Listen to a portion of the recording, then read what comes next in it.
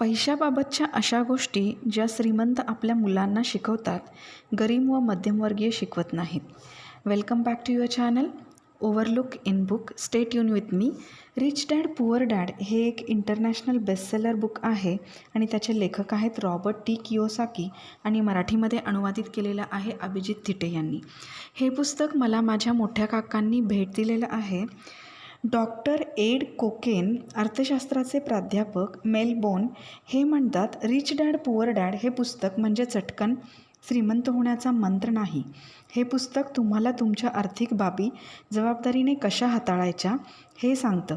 पैशांवर प्रभुत्व मिळवून मालमत्ता वाढवायला हे पुस्तक शिकवतं. तुम्हाला तुमची आर्थिक बुद्धिमत्ता वाढवायची असेल तर हे पुस्तक नक्की वाचा.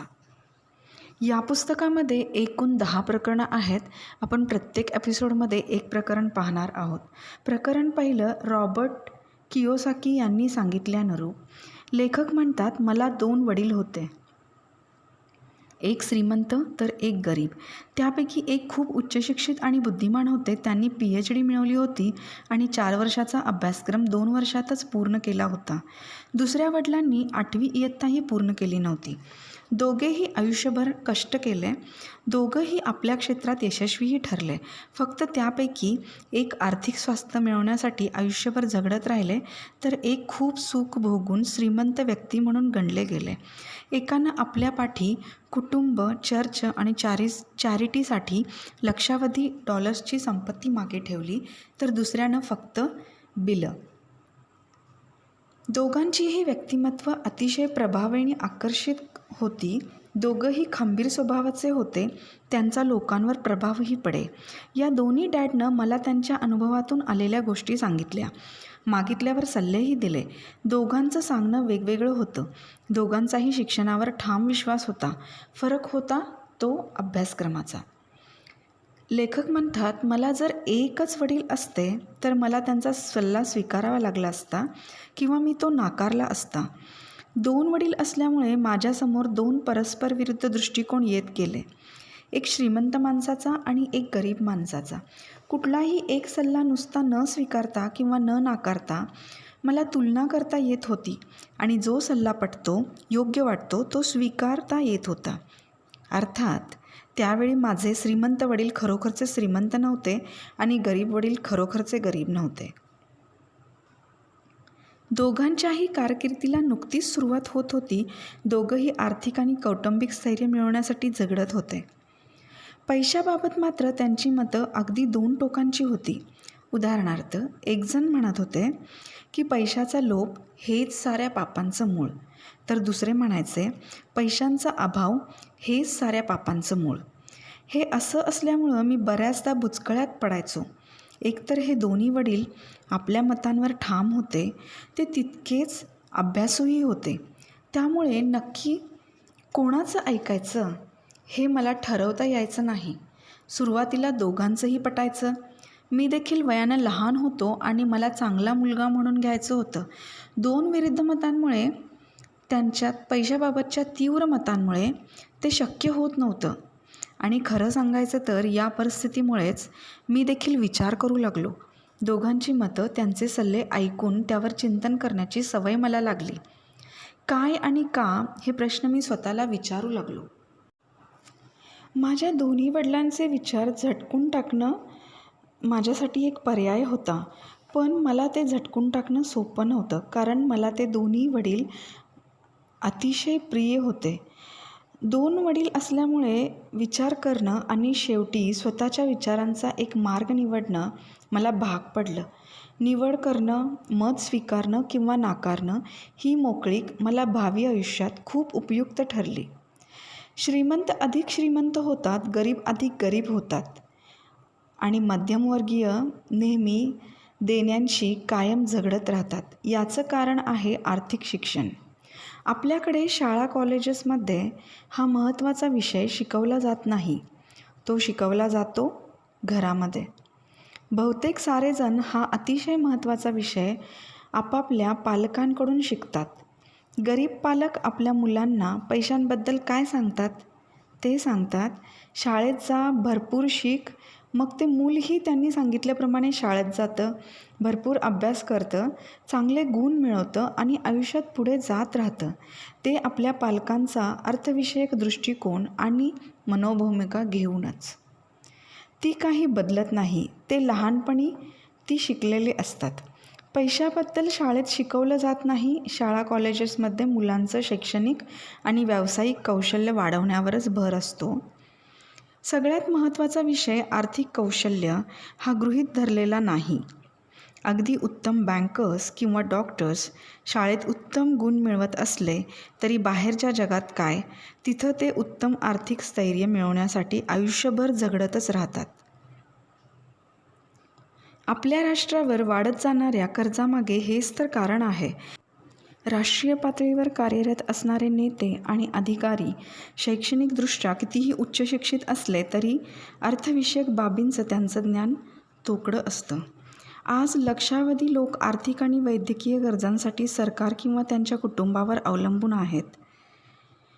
पण पुढील काळात जेव्हा लक्षावधी लोकांना या आधाराची गरज भासेल तेव्हा काय होईल याची नेहमीच काळजी वाटते. काळ जसा जसा पुढं जात राहील तशी तशी लोकसंख्या वाढेल आणि आर्थिक प्रशिक्षण नसल्यामुळे निम्नस्तरीय लोकांची संख्याही मोठी असेल. हे सारे याच योजनांवर अवलंबून राहू लागले तर त्या कोसळून पडतील. आणि त्यावेळी आपण काय करणार आहोत? आपले भविष्य आत्ताच्या पिढीवर अवलंबून आहे आणि त्यांचं अर्थविषयक शिक्षण त्यांचे पालक करत असतील जे बहुसंख्येने गरीब आहेत, तर पुढे काय होईल हे सांगायला कोणी मोठा भविष्यवेत्ता असायची गरज नाही. नशिबानं 2 प्रभावी वडील मिळाल्यामुळे मला दोघांकडूनही शिकता आलं. हे शिकता शिकता एखाद्या विचाराचा मान्यतेचा जीवनावर कशाप्रकारे प्रभाव पडतो हे जाणून घेता आलं. त्या विचारांमागचा कार्यकारक भाव समजावून घेता आला. उदाहरणच सांगायचं तर माझे एक वडील म्हणायचे, हे विकत घेण्याची काही माझी ऐपत नाही. तर दुसऱ्या वडिलांची मात्र अशा वाक्यांवर बंदी असायची आणि ते म्हणायचे, ही वस्तू मला हवी आहे, ती मला विकत घ्यायची आहे. असं ठरवून मग त्या दृष्टीनं विचार करावा, पावलं उचलावीत असा त्यांचा आग्रह असे. या 2 वाक्यांमध्ये एक विधान आहे तर एकात प्रश्न दडलेला आहे. पहिलं उत्तर असेल तर मुद्दा तिथंच संपतो. उलट दुसरं उत्तर तुम्हाला विचारप्रवृत्त करतं. लवकरच श्रीमंत होऊन घातलेले माझे वडील म्हणायचे, हे विकत घेण्याची माझी ऐपत नाही. याचा खरा अर्थ आहे, माझा मेंदू काम करत नाही. तुम्ही जेव्हा ही वस्तू मला विकत घ्यायची आहे असं ठरवता तेव्हा माझा मेंदू त्या दिशेने काम करायला लागतो. याचा अर्थ असाही नाही की तुम्हाला जे काही वाटतं ते तुम्ही विकत घ्यावं. याचा अर्थ एवढाच आहे की जगातला सर्वात शक्तिशाली संगणक तुमचा मेंदू, तो उपयोगात आणा. त्याला त्या दिशेने विचार करायला प्रवृत्त करा. माझा मेंदू दिवसागणिक सामर्थ्यवान होत चालला आहे कारण मी त्याचा तसा उपयोग करतो. जो जेवढा सामर्थ्यवान होईल तेवढे जास्त पैसे मी कमवीन.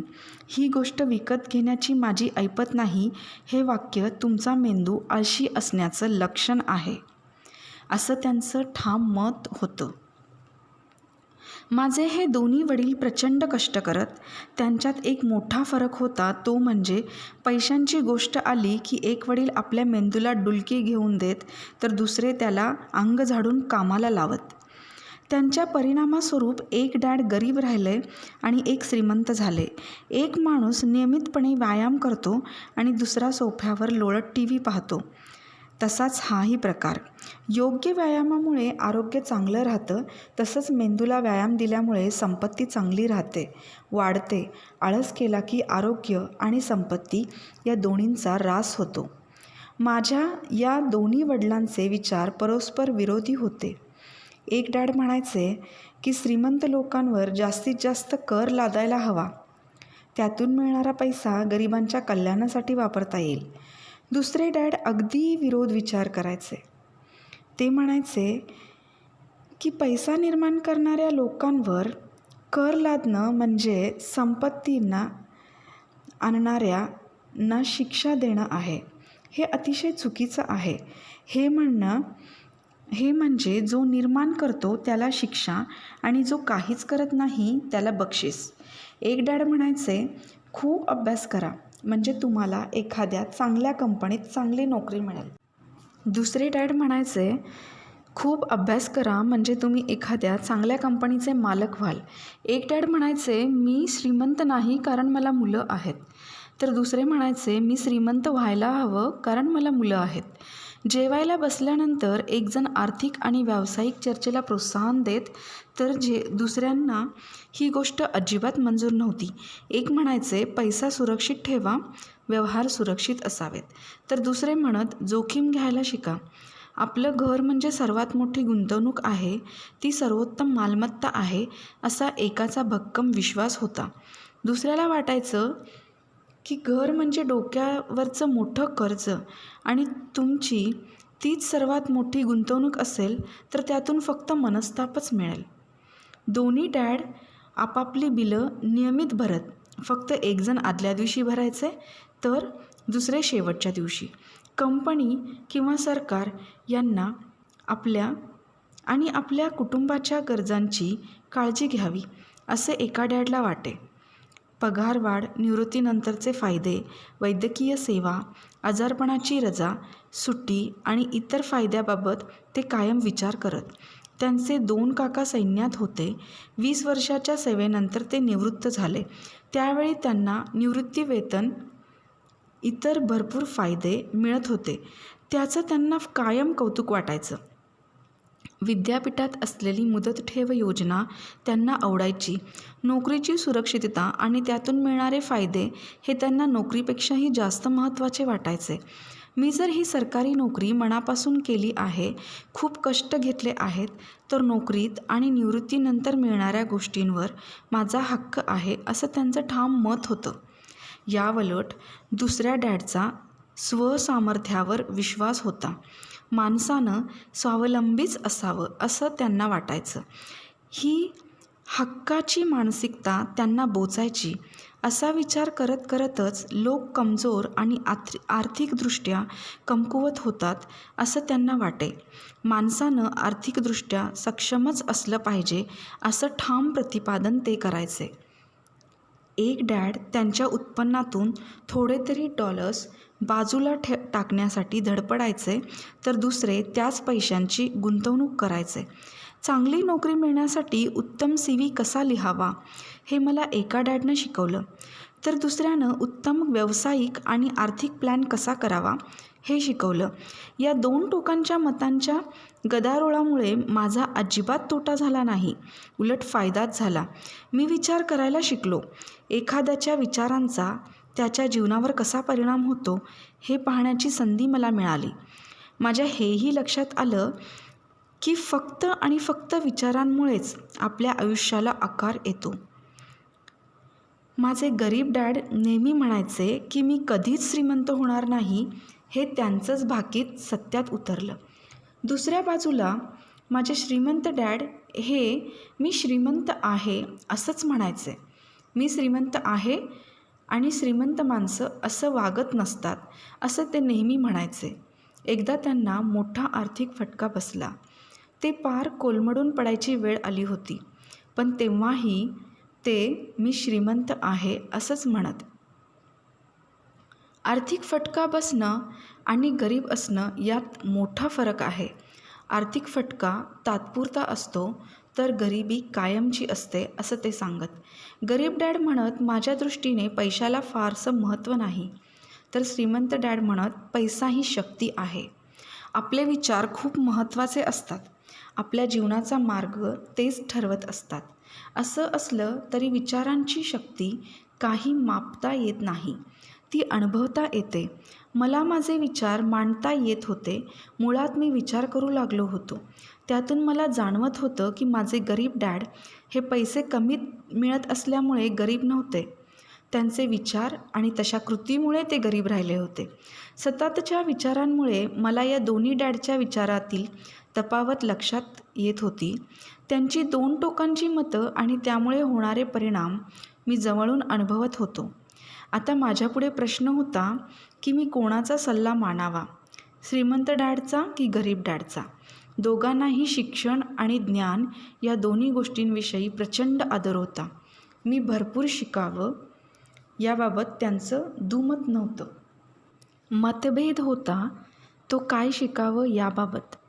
एकाला वाटायचं की मी खूप अभ्यास करावा, पदवी मिळवावी आणि पैसे कमवण्यासाठी चांगली नोकरी करावी. मी वकील किंवा अकाउंटंट व्हावं किंवा एखाद्या बिझनेस स्कूलमध्ये MBAला प्रवेश मिळवावा असं वाटायचं. दुसऱ्यानं मला श्रीमंत होण्यासाठी अभ्यास करायला सांगितलं. पैसा म्हणजे नक्की काय आहे, पैसा कशाप्रकारे काम करतो, आपल्यासाठी तो काय करू शकेल याचा अभ्यास करायला हवा असं ते सांगायचे. मी पैसे मिळवण्यासाठी काम करत नाही तर पैसे माझ्यासाठी काम करतात असे ते नेहमी सांगायचे. त्यावेळी मी 9 वर्षाचा होतो. हे सारे अनुभवत होतो, विचार करत होतो आणि त्या विचारातून मी श्रीमंत डॅडचं ऐकावं, त्यांच्याकडून पैशाविषयीचं ज्ञान मिळवावं असा निर्णय घेतला. माझ्या गरीब डॅडकडे उत्तम पदव्या होत्या, तरीही याबाबत त्यांचं न ऐकण्याचं मी ठरवलं. थोडं शहाणपण रॉबर्ट फ्रॉस्टकडून. रॉबर्ट फ्रॉस्ट हे माझे आवडते कवी आहेत. त्यांच्या सगळ्याच कविता मला आवडतात. त्यातली द रोड नॉट टेकन ही माझी सर्वात आवडती कविता. मी ती जवळजवळ रोज वाचतो. त्यात एक सुंदर विचार आहे, तो मला आवडतो. तर कविता खालीलप्रमाणे. वाट अशी जी मी न घेतली, चालत असता दिशा दूरची अडखळलो थोडा एक दिशी, समोर होत्या 2 वाटा, 2 एक डावी आणि एक उजवी, थांबून थोडा पाहुनी गेलो वाट एक मग सुंदरशी, पर्णराजी आच्छादित अन लोक चालले त्यावरुणी, दुसरी वाट तशीच परंतु गवताळ अन उजाडशी, वही वाटही नसे तिथे अन भासे गुड वलयाची, होते माहीत मजला हेही पहिली वाट सोयीची, दुसरी वाट पाहे वाट अखंडितपण पथिकांची, अभिमानाने आज सांगतो तीच वाट मम भाग्याची, धाडस करुणी परिश्रमाते वाकविले मी दैवाही. मी गेली अनेक वर्ष या कवितेचं मनन करतो. माझ्या उच्च शिक्षित वडिलांचा सल्ला आणि पैशाविषयींची भूमिका न स्वीकारण्याचा निर्णय खूप क्लेशदायक होता. तरी देखील याच निर्णयामुळे माझ्या आयुष्याला आकार आला, तेही तितकंच खरं. कोणाचा सल्ला ऐकायचा हे ठरवल्यानंतर माझं अर्थविषयक शिक्षण सुरू झालं. माझ्या श्रीमंत डॅडनं सतत 30 वर्ष मला माझ्या 39व्या वर्षापर्यंत शिकवलं. ज्यावेळी त्यांना वाटलं की आता माझ्या डोक्यात त्यांचं शिकवणं शिरलं आहे, मला सर्व समजलं आहे, जे शिकलो त्याचं आकलन झालं आहे, त्यावेळी ते थांबले. पैसा हे शक्तीचं एक रूप आहे, पण त्याहीपेक्षा प्रबळ आहे ते अर्थविषयक शिक्षण. पैसा येतो आणि जातो. तो पैसा कसा काम करतो किंवा त्याकडून काम कसं करून घ्यायचं याचं शिक्षण मिळालं असेल तर तुम्ही त्याचा उपयोग करून घेऊ शकता. संपत्ती मिळवू शकता, फक्त विधायक विचारसरणी उपयोगाची नाही. तेवढंच असूनही अनेकांना काहीच करता येत नाही, कारण त्यांना पैसा कसा कार्य करतो याचंच शिक्षण मिळालेलं नसतं. त्यामुळे ते आयुष्यभर फक्त पैसा मिळवण्यासाठी कष्ट उपसत राहतात. मी जेव्हा हे शिकायला सुरुवात केली तेव्हा माझं वय होतं 9 वर्ष. त्यामुळे श्रीमंत डॅडने दिलेले धडे खूपच साधे होते. फक्त 6 धडे होते तेच धडे मी 30 वर्ष गिरवत होतो. हे पुस्तक त्याच 6 धड्यांवर आहे. माझ्या श्रीमंत डॅडनं मला जे जे सांगितलं ते मी या पुस्तकातून तुमच्यासमोर ठेवतो आहे. हे धडे म्हणजे आपल्या प्रश्नावरची उत्तरं नाहीत, हे आपल्या चौकातले दिशादर्शक खांब. बदलत्या आणि अनिश्चित वातावरण असलेल्या वेळी हे खांब तुम्हाला योग्य ती दिशा देतील, तुम्हाला आणि तुमच्या कुटुंबाला श्रीमंत होण्यासाठी मदत करतील. तर पुढच्या एपिसोडमध्ये आपण प्रकरण 2 पाहूयात आणि त्याचबरोबर लेखकांना त्यांच्या वडिलांनी दिलेले 6 धडे शिकूयात. धन्यवाद. इथेच आपलं पहिलं प्रकरण संपत आहे. मी आशा करते की तुम्हाला हा व्हिडिओ आवडला असेल, जर तुम्हाला हा व्हिडिओ आवडला असेल तर नक्कीच लाईक करा आणि चॅनलला सबस्क्राईब करा आणि बेल आयकॉन बटन दाबायला विसरू नका. अजून एकदा धन्यवाद. पुढच्या प्रकरणामध्ये भेटूयात लवकरच.